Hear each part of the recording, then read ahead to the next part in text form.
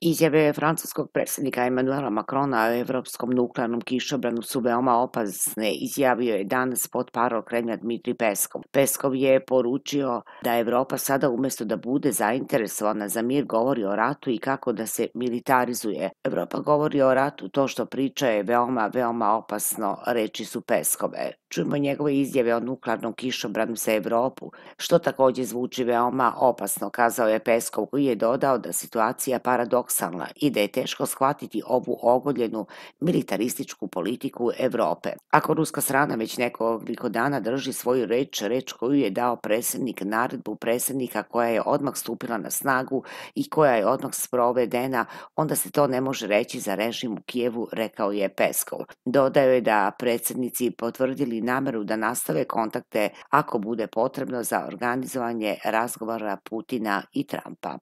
Zapratite kanal Info 1.